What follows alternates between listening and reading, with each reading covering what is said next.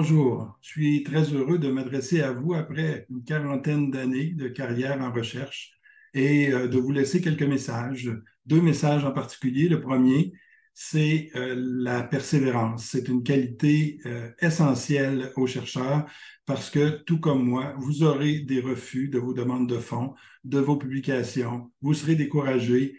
Mais il ne faut pas se laisser aller au découragement, il faut recommencer, reprendre, examiner les commentaires des arbitres pour être capable d'améliorer ces textes ou ces demandes de fonds. Et ça, c'est une qualité essentielle parce que ceux et celles qui ne sont pas capables de passer par-dessus des commentaires négatifs et d'être persévérants ne réussissent pas à faire une carrière de recherche. C'est trop difficile. Alors, il faut persévérer et à un moment donné, ça paye parce que la subvention est accordée ou encore la publication est acceptée. Peut-être pas dans le journal qu'on aurait souhaité, mais la publication est acceptée. Le deuxième message, c'est l'importance du transfert des connaissances. Vous savez, les travaux de recherche qu'on fait doivent servir à améliorer les services, les programmes et les politiques publiques. Alors, le transfert de connaissances est l'élément clé. Et ça commence dès le début de la recherche par l'établissement d'un partenariat avec les utilisateurs éventuels de ces connaissances-là, c'est-à-dire les cliniciens, les gestionnaires, les gens chargés des politiques publiques. Alors, ils vont nous aider, ils vont être là tout au long de la démarche pour bonifier le protocole, faire en sorte que le protocole soit vraiment pertinent par rapport aux questions que les cliniciens, les gestionnaires, les politiques se posent. Et en cours de route, ben, ils vont participer activement à la recherche, à la cueillette des données, à l'analyse des résultats, et ils vont être des acteurs extrêmement importants dans la diffusion des connaissances et même l'application de ces connaissances-là dans leurs programmes, leurs services ou leurs éléments de politique. Alors, c'est un travail qui demande beaucoup de temps, qui demande beaucoup de diplomatie, de rencontres, l'établissement d'une confiance avec ces partenaires-là, mais ça paye parce que ça fait en sorte que les travaux de recherche que l'on réalise servent à améliorer la santé et le mieux-être de la population. Et c'est la grâce que je vous souhaite. Je vous remercie. Bonjour. Mes intérêts couvrent plusieurs aspects de la santé mondiale, notamment en matière d'équité, de renforcement des capacités de recherche et des systèmes de santé, de maladies chroniques, VIH, immigration, d'une seule santé et de recherche de la mise en œuvre. Ma vision pour la relève, nos vies et notre bien-être sont profondément interconnectés, de plus en plus dans le contexte actuel de mondialisation inégale, de migration forcée massive, de crise climatique et environnementale, économique et géopolitique qui affectent tout le monde, mais surtout ceux qui sont vulnérabilisés et marginalisés. En tant que médecin, je vois comment ces forces affectent les individus, les familles et les communautés, et qu'il est de mon devoir non seulement de guérir, mais aussi de prévenir la souffrance. En tant qu'anthropologue, je comprends les dynamiques et les histoires sociales et politiques qui façonnent à la fois les processus macro et l'expérience vécue, la violence structurelle et interpersonnelle, la souffrance, mais aussi la résilience, la résistance et la transformation. En tant que futur chercheur et professionnel, je vous appelle non seulement à comprendre les problématiques de santé publique, mais à transformer les structures et les processus d'inégalité qui génèrent la souffrance des humains et de la Terre. Les institutions et les systèmes sont cruciaux, mais c'est la passion, les compétences et la collégialité des individus qui leur donnent vie. Les institutions doivent servir les gens et non l'inverse. Et pour y arriver, il faut collaborer à multiples niveaux, regrouper nos disciplines et bâtir les ponts entre secteurs. Les mouvements de décolonialité au Québec, au Canada et mondialement nous offrent des opportunités de allyship, de leadership et de nous décoloniser aussi. Allons-y. Bonjour tout le monde.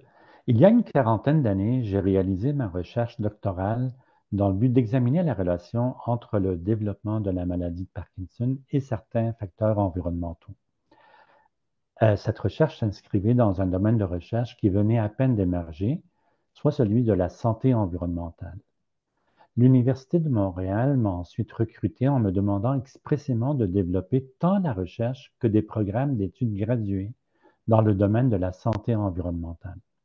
Je vous avoue que plusieurs de mes collègues étaient sceptiques puisqu'ils étaient tous versés dans des recherches de toxicologie fondamentale. Il fallait donc faire rapidement mes preuves. En fait, tout nouveau chercheur doit rapidement faire ses preuves. Mais quand on s'inscrit dans un domaine de recherche à peine connu et pauvrement financé, la tâche est double et il ne faut surtout pas se décourager. Je me souviendrai que j'étais très fier après avoir déposé ma première demande de subvention de recherche au CRSNG. J'étais totalement convaincu que j'allais l'obtenir parce que je la considérais comme étant parfaite. Or, la réponse a été négative. J'étais sous le choc. J'ai alors appelé mon épouse pour trouver un peu de réconfort. Une quinzaine de minutes après notre échange téléphonique, un livreur se présente à mon bureau avec un bouquet de fleurs envoyé par mon épouse. Je me suis dit qu'elle était sûrement confuse. Je lis la petite carte qui accompagnait les fleurs et il était inscrit « Je t'aime et maintenant retrousse tes manches ». Il ne faut donc pas se décourager, il faut persister et il faut avoir le courage de défoncer des portes closes. J'ai donc développé un premier programme de recherche. En, en raison de son originalité, une approche de santé environnementale et des résultats obtenus, le National Academy of Science américain m'a invité pour lui faire une présentation. De façon concomitante, j'ai développé 2 programmes de DESS dans le domaine de la santé environnementale. Ce qu'il faut donc retenir, c'est être passionné, ne jamais lâcher, être rigoureux, ne pas hésiter à consulter des collègues plus expérimentés et travailler très fort. Il n'y a donc pas de réussite et de succès qui arrivent par hasard ou gratuitement.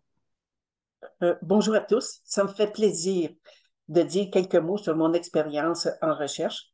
La recherche est un travail avant tout d'une équipe dynamique qui nécessite de la transparence, de l'engagement, de l'écoute et du respect.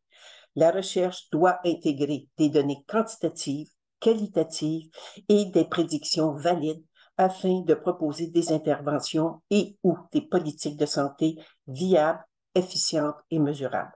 Dans le contexte que nous vivons actuellement, la réussite de la recherche d'une équipe dynamique est liée à sa créativité, son efficience et sa rapidité. En fait, le champ pluridisciplinaire est le socle de référence de chaque partie.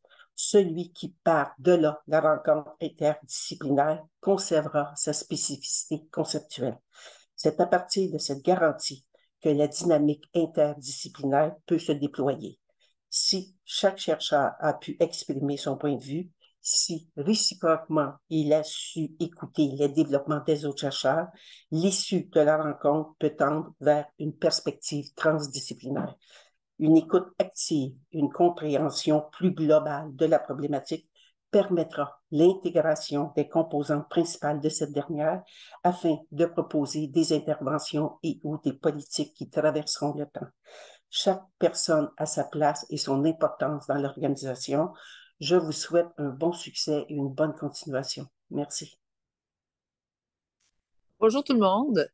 Merci d'abord à la direction qui me permet de vous adresser à vous dans le contexte de ce colloque. Je suis Lucie Richard, je suis une chercheure presque retraitée, je le serai à la fin de l'année.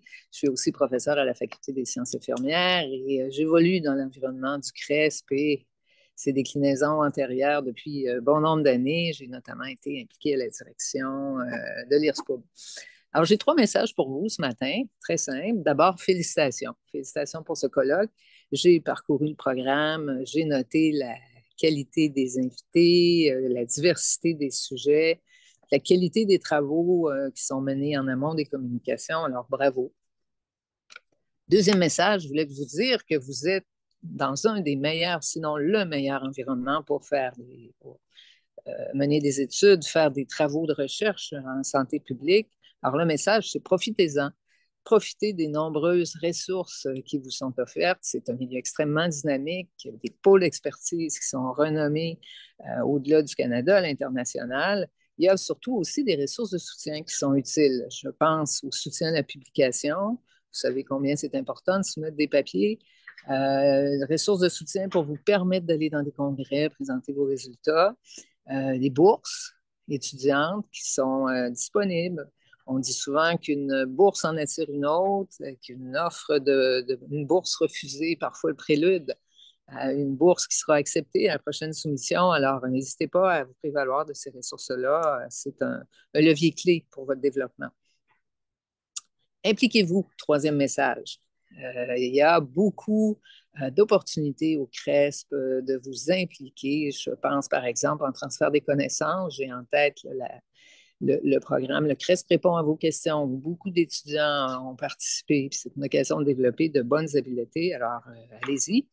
De nombreux comités aussi, c'est important qu'il y ait de la représentation étudiante. C'est aussi, encore une fois, une occasion de développer des habiletés, des compétences qui vont vous servir la vie durant. Alors, le CRESP est certainement un lieu fort dynamique pour ça. Alors, bonne continuation, bravo et puis longue vie au CRESP.